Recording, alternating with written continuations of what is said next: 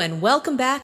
I'm Natasha, and I'm so happy you're here today because we are going to talk about something that many English learners struggle with: how to talk to anyone in English. Have you ever felt nervous starting a conversation in English, even though you know the words and understand what the other person is saying? You're not alone. This happens to millions of English learners around the world. Today, we're going to explore how to get comfortable talking to anyone in English, whether it's a stranger on the street, a friend, a colleague, or someone at a coffee shop. We'll talk about mindset, vocabulary, confidence, tone, and most importantly, practice.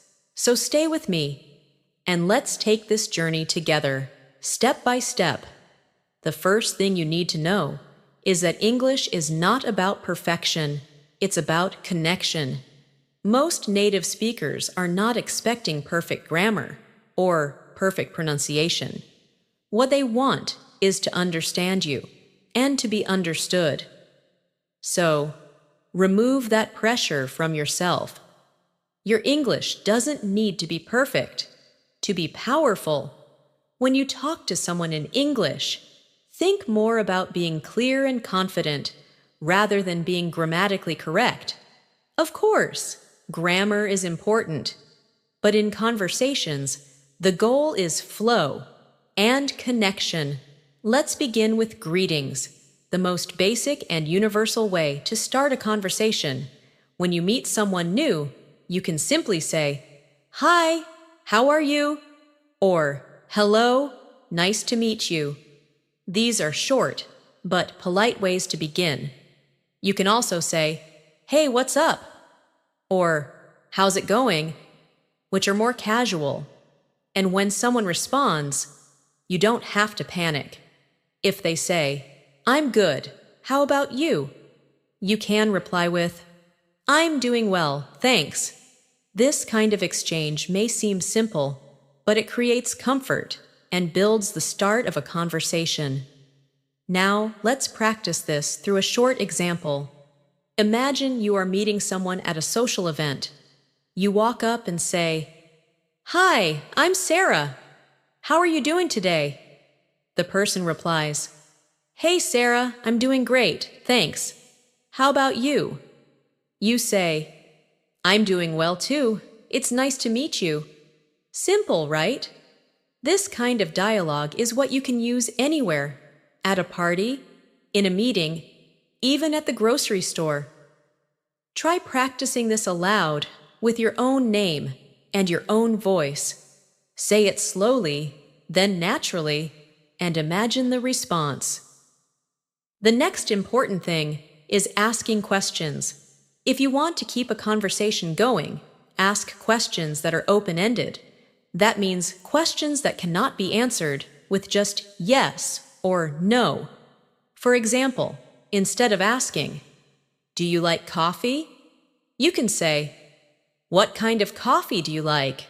Instead of, "Are you from here?" say, "Where are you from originally?" These questions invite the other person to talk more, and that gives you more chances to listen and respond. Here's another practice scene for you. Imagine you are sitting next to someone on a train. You look over and say, "Hi, is this your first time taking this route?" The person smiles and replies, "No, I take this train every day." Then you say, "Oh, really? Do you work nearby?" That's a conversation starter. And even if the person says something short, you can still find ways to keep the flow going by showing interest and responding with something like, "That sounds interesting. What do you do exactly?" Keep the conversation going like a tennis match. One person talks, the other responds, and throws the ball back. A common fear is not knowing what to say next. Don't worry about that. One simple strategy is to repeat or paraphrase what the other person says. If someone tells you they like traveling, you can say, "Oh, you like traveling?" Where have you been recently? This shows you are listening and also invites more conversation. Repeating is a great way to buy time and also keep the dialogue alive. Practice this skill too. Try it out loud. Imagine someone says, I love reading books. You repeat, you love reading books? That's great. What's your favorite genre? Now let's talk about the power of small talk. Small talk is the short, polite conversation we have about things like the weather, traffic, sports, or the weekend. It might feel unimportant, but it's actually a very important way to connect with people.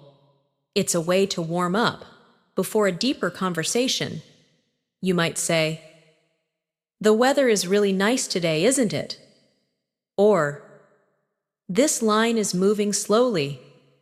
These kinds of comments are great ways to break the silence and open the door for more talking.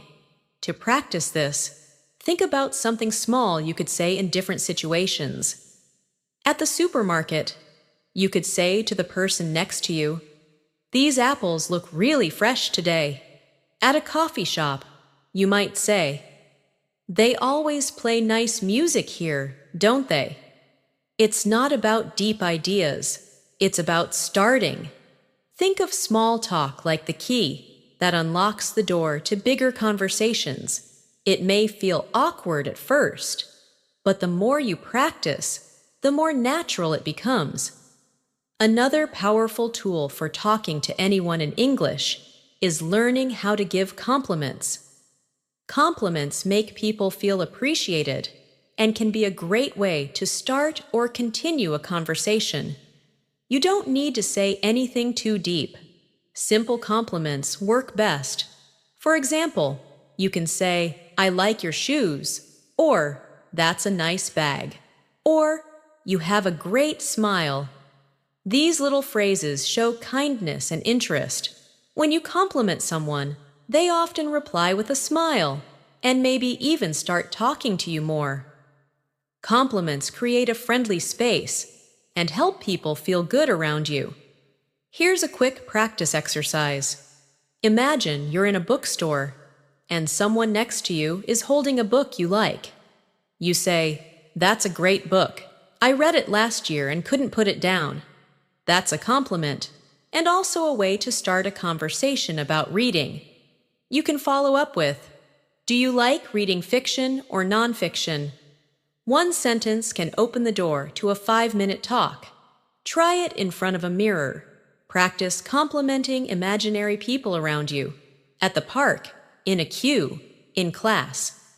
Say things like, I like your jacket, or that's a cool phone case. When you talk to people in English, one key skill you need is listening. Talking is not just about speaking. It's about paying attention to what the other person says and responding in a way that shows you care. This means not just waiting for your turn to talk, but really hearing what they're saying. If someone says, I had a long day at work, a good reply is not just, oh, but something like, that sounds exhausting. What happened? This kind of listening builds trust and helps you connect more deeply. Let's do a short listening-based practice now. Imagine someone says, I just got back from a vacation in Turkey. Your response could be, that sounds exciting. What was your favorite part of the trip? This shows interest and keeps the conversation going. You could even follow with, I've always wanted to go there. Did you visit any historical places? By using the information the person gives you, you create more talking opportunities. Listening is like collecting little clues, and your responses are built from them. Another great method to make English conversations easier is using transition phrases. These are phrases that help you move from one topic to another. For example, by the way, speaking of that, actually, or that reminds me. These help you shift the conversation without making it feel strange. You could be talking about coffee and then say, "By the way, have you tried the new cafe downtown?"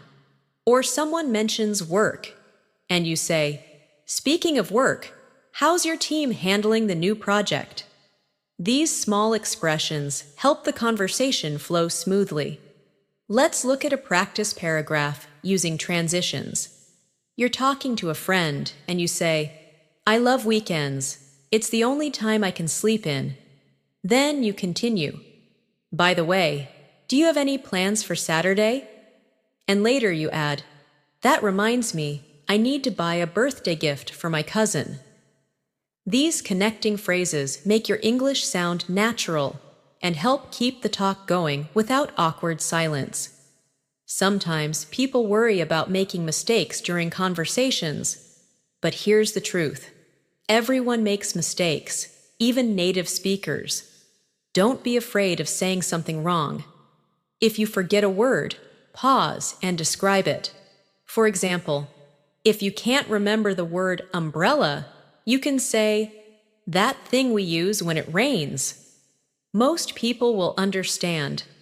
It's more important to keep the conversation alive than to freeze. If you say something incorrectly, just smile and say, "Sorry, I meant to say," and fix it. People appreciate the effort. Here's an exercise to help you get comfortable with making mistakes. Choose a topic, like ordering food at a restaurant, and try speaking aloud without stopping. Even if you forget a word or make a grammar mistake, keep talking. Say something like, "Can I have, the thing with chicken? Oh yes, grilled chicken sandwich." The goal is not perfection. The goal is fluency and courage. The more you do this, the easier it becomes to speak freely without fear. Another helpful idea is to prepare small conversation scripts in your head. These are short phrases or questions you can use anytime. For example, if you're meeting someone new, you can memorize, "Hi, I'm new here. What's your name?" Or, "Have you been here before?" Having these ready will reduce your hesitation. You don't need to memorize long speeches, just little phrases for common situations. Over time, your brain will automatically offer them when you need them. Let's do a speaking practice now. Imagine you are going to a new class. You sit next to someone and say, "Hi, I'm Alex. Is this your first time taking this class too?" They reply, "No, I've taken it before." Then you say, "Great! Do you like the teacher?" This is a natural, friendly way to start talking. Practice this scene with your name and use your own situation. Say it out loud several times. It will help build your comfort and fluency. Let's now talk about body language. Body language plays an important role when you talk to someone in English or any language. A friendly smile, relaxed shoulders, eye contact, and an open posture can say a lot. Even if your words are simple, your body can show that you're confident and interested. Sometimes, body language speaks louder than words. If you look away, cross your arms, or keep checking your phone, the other person may feel like you're not interested in talking. But if you lean in a little, smile, and nod while the other person is speaking, they will feel more encouraged to continue the conversation. You can try this in front of a mirror. Practice saying, "Hi, how are you?" while looking at yourself with a smile. Then try saying it again with no expression. Notice the difference? Your energy matters. People respond to the way you make them feel. So even if your vocabulary is limited, your friendly energy can make people want to talk to you more. When you combine good body language with even basic English, your confidence will naturally grow. Let's talk about expressing opinions. Many conversations grow when people share their thoughts or feelings. Even if you're unsure about grammar, try to express your views using simple structures like I think, I feel, or in my opinion. For example, if someone says, I love going to the beach, you can reply with, I think beaches are very relaxing. Or, in my opinion, the mountains are even more peaceful. This shows you are engaged and willing to share. The more you practice expressing opinions, the easier it becomes to add your voice to any conversation. Here's a practice example. Imagine a friend says, I don't like cold weather. You respond, really? I actually enjoy winter. I think snow is beautiful. Even if your English is simple, you're expressing yourself clearly. You're giving your opinion politely, and that's what makes the exchange meaningful. Practice this now. Think of your favorite food, place, or hobby. Then speak aloud, starting with I think, and complete the sentence. Try 5 different examples, and do this regularly. Now, sometimes we talk to people we don't know well, strangers at the airport, in line at a coffee shop, or while waiting for a bus. These moments may feel awkward, but they're great opportunities to practice English. Keep it simple and polite. You can say things like, do you know what time it is? Or, is this seat taken? Or, this line is moving slowly, huh? If the person replies and seems open to talking, you can continue. But if they seem quiet, that's okay too. Not every person will be ready for a chat, and that's normal. Let's do a real-life style exercise. You're waiting for your train, and someone is next to you. You say, do you know if this train goes to Central Station? They reply, yes, it does. It stops there in 10 minutes. You say, thanks. I'm new here, so I wasn't sure. They respond, no problem. First time in the city? You answer, yes. It's a lot bigger than I expected. That short conversation helps you practice real English and shows how even small talk can grow. Next, let's talk about tone and pace. When you speak in English, try to use a friendly tone, not too fast, not too slow. If you speak too quickly, it can be hard to understand. If you speak too slowly, it may feel unnatural. So find a rhythm that feels calm and steady. Also, try to match your tone to the situation. In a friendly chat, sound warm and open. In a more serious setting, sound respectful and clear. The way you say your words matters as much as the words themselves. To practice your tone and pace, record yourself talking about something simple, like your morning routine. Then listen back. Does it sound too fast? Too slow? Do you sound friendly or nervous? Adjust and try again. Repeating this exercise often will help you sound more natural over time. You can also shadow English videos, listen and speak along with a native speaker to copy their rhythm, tone, and speed. Another way to talk to anyone in English is to be curious. Ask questions that invite people to share. People enjoy talking about themselves. So, if you're unsure what to say, just ask about the other person. You could say, what do you do? Or, what brings you here today? Or, have you always lived in this city? These are neutral, polite questions that people can answer easily. Curiosity shows that you care and want to connect. Here's a practice conversation. You meet someone at a seminar. You say, "Hi, I'm Anna. Is this your first time attending this event?" They reply, "Yes, it is." You continue, "Me too. I'm hoping to learn more about digital marketing. What about you?" This gives the other person a chance to share, and now you have a topic to continue discussing. Curiosity can help you make friends, practice English, and build real connections. Lastly, don't forget to breathe. When you feel nervous, your brain might freeze, and you'll forget words you already know. So before you speak, take a deep breath. It helps your brain relax. Smile, and then begin.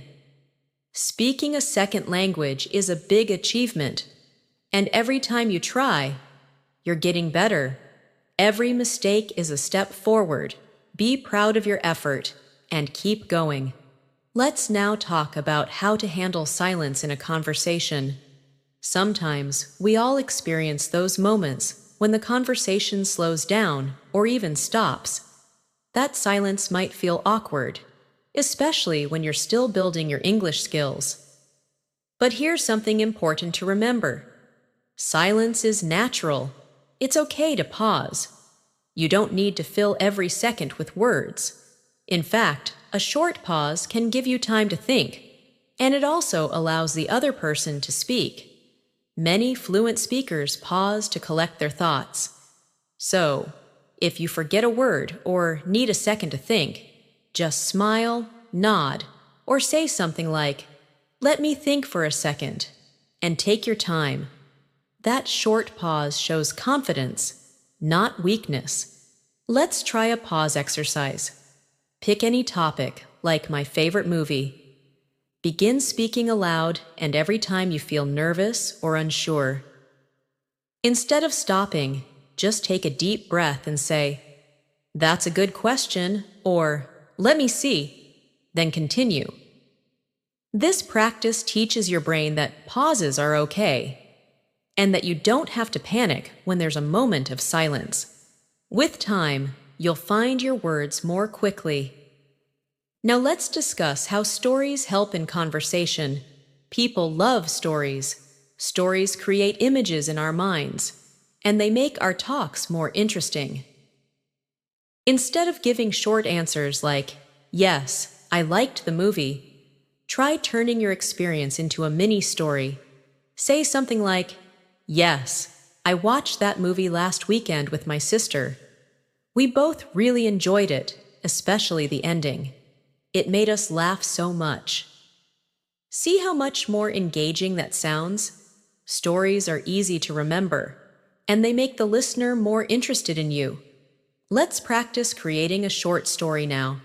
Think about something simple, like going to the grocery store. Don't just say, "I went shopping." Turn it into a story. "I went to the store on Sunday.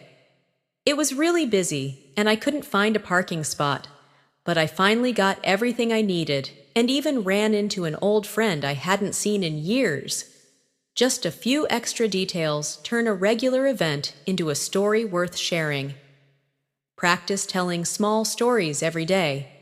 It will boost your confidence and help you become a natural communicator. Next, let's talk about confidence boosters.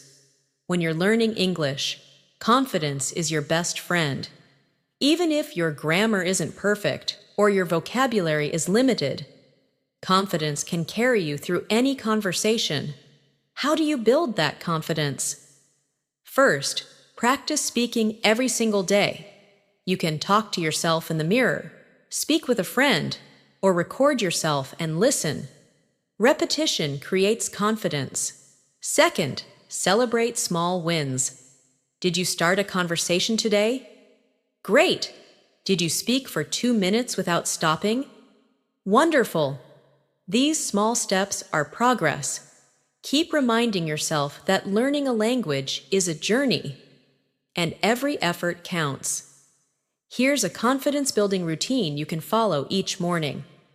First, say 3 positive sentences about your English. "I am improving my English every day." "I can talk to people." And "Mistakes help me learn." Then, read a short passage from a book or article aloud. Finally, look into a mirror and speak for 1 full minute about your day or your plans. This daily habit will grow your fluency and train your mind to think in English. Let's now explore the idea of thinking in English. If you want to talk to anyone in English easily, You need to train your brain to stop translating from your native language. Thinking in English helps you respond faster and sound more natural. At first, it may feel hard, but you can start with simple steps. Name the things around you in English: table, book, window, pen. Then describe what you're doing. I'm brushing my teeth. I'm making tea. I'm opening the door. These small habits will help your brain stay in English mode. You can also practice internal conversations. For example, imagine you're walking to school or work, and you silently talk to yourself in English. Okay, I need to finish my project today. Or, I hope the weather stays nice. This silent practice is powerful. The more you think in English, the easier it becomes to speak it naturally. Challenge yourself to spend 5 minutes each day doing everything in English. Thoughts, descriptions, plans, all in your mind. Over time, this will help you speak without hesitation. Sometimes people ask, how do I end a conversation politely in English? This is important too. You can't talk forever, and sometimes you'll need to leave. You can say, it was really nice talking to you. Or, I've got to go now, but I hope we talk again soon. Other options include, I really enjoyed our chat. Or, thanks for the conversation. Have a great day. Ending a conversation with warmth shows respect and leaves a good impression. Try this practice scene. You're talking to someone at a library and the conversation is ending. You say, well, I should get going. It was really nice meeting you. The person says, you too. Take care. You reply, thanks, see you around. That's it. You've ended the conversation smoothly and politely. Practice this scene a few times aloud. Use different variations, and get comfortable closing conversations with grace. Let's also remember that humor can help conversations. You don't need to be a comedian, but a small laugh or a light joke can make people feel comfortable. Just keep it simple and kind.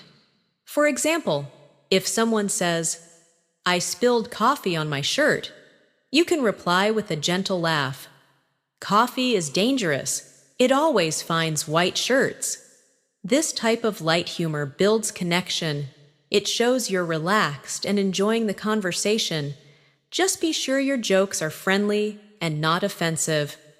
Try practicing light responses to common situations.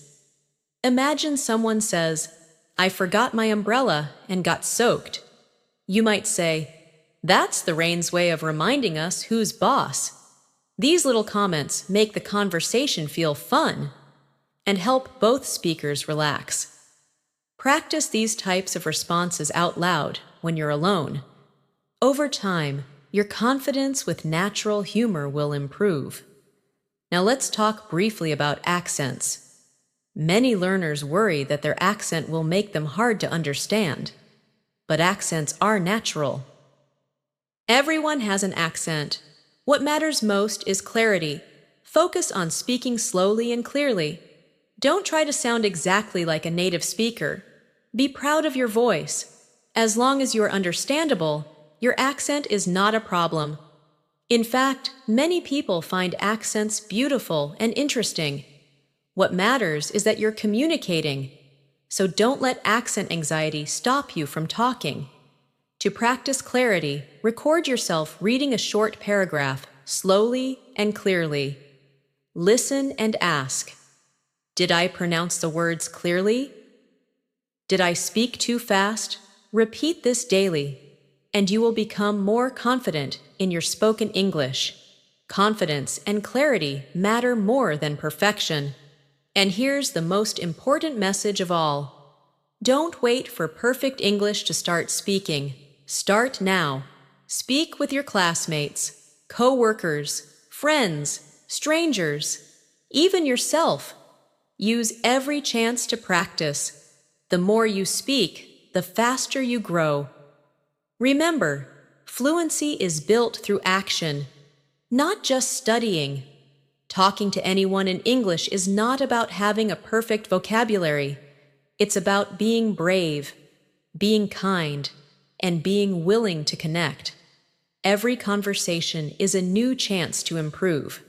Don't be afraid of looking silly or making a mistake. People respect those who try, and the more you try, the easier it gets. Talk to the person at the store. Ask someone for directions. Chat with someone waiting in line. These small moments are your real-life practice sessions. Collect them, use them, learn from them, and always keep going. Thank you so much for joining me today. I hope today's practice gave you more tools and more confidence to talk to anyone in English. If this video helped you, please consider subscribing and turning on notifications so you never miss an episode.